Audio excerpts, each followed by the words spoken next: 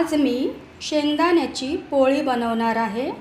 त्यासाठी हे मी शेंगदाणे, गूळ आणि वेलची मिक्सरमधून वाटून घेणार आहे।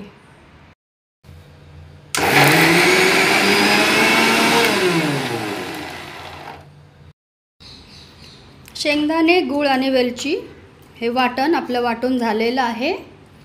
आता आपण शेंगदाण्याची पोळी बनवूया। त्यासाठी हे तूप मी घेतलेलं आहे 1 वाटी पोळीला लावण्यासाठी।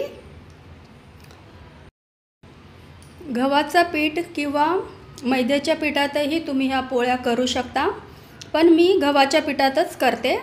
गव्हाचं पीठ जास्त हेल्दी आहे, त्यामुळे मी आता गव्हाचं पीठ मळून घेतलेलं आहे, त्याचे गोळेही बनवून घेतलेले आहेत। आता मी शेंगदाण्याची पोळी बनवते। शेंगदाण्याची पोळी बनवण्यासाठी या ठिकाणी मी गव्हाचं पीठ मळून घेतलेलं आहे, त्याचे गोल गोल हुंडे करून घेतलेले आहेत आणि सुक्कं पीठही पोळी लाटण्यासाठी घेतलेलं आहे। हे आपण सारण बनवलेलं शेंगदाणे, वेलची आणि गूळ आणि तूप। आता आपण शेंगदाण्याची पोळी बनवूया। आता आपण पोळी लाटायला घेऊया। सर्वात आधी एक हुंडा घेतलेला आहे, त्याचा वाटीसारखा आकार करायचा आहे। या पद्धतीने अशा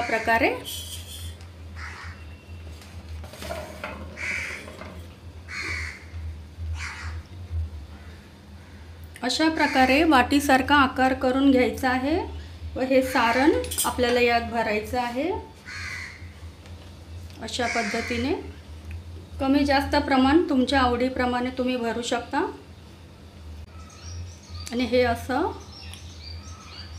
सारण व्यवस्थित आत भरून त्याचा असा गोळा तयार करायचा आहे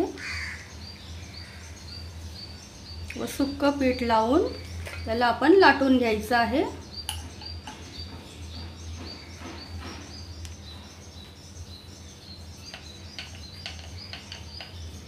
अशा पद्धतीने व्यवस्थित गोल आकार लाटायचा आहे। तुम्हाला हवा असेल तर तुम्ही मोठे हुंडे करू शकता व मोठ्याही पोळ्या करू शकता। सुक्कं पीठ लावून लाटून घ्यायचं आहे।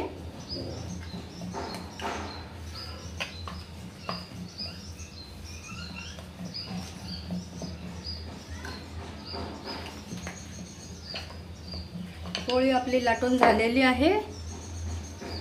आता आपण हिला गॅसवर तव्यावर शेकून घेऊया। आपली पोळी लाटून झालेली आहे। आता आपण ही पोळी तव्यावर शेकून घेऊया। तवाही आपला तापलेला आहे। आधी आपण तव्यावर 1 चमचा तूप घालूया व पोळी त्यावर टाकूया।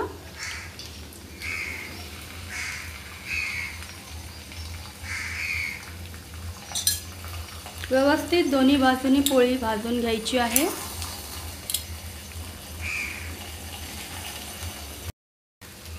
आता आपण पोळीला परतून घेऊया व दुसऱ्या बाजूनेही भाजून घेऊया।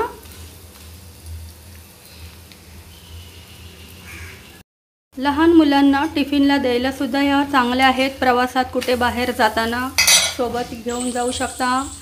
8 दिवस तरी या पोळ्या टिकतात, खराब होत नाहीत। हेल्दी आहे, होममेड आहे।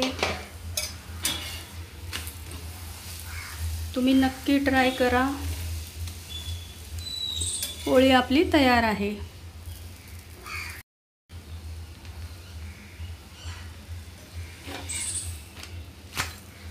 गरम गरम शेंगदाण्याची पोळी खाण्यासाठी तयार आहे। गरम शेंगदाण्याची पोळी खाण्यासाठी तयार आहे।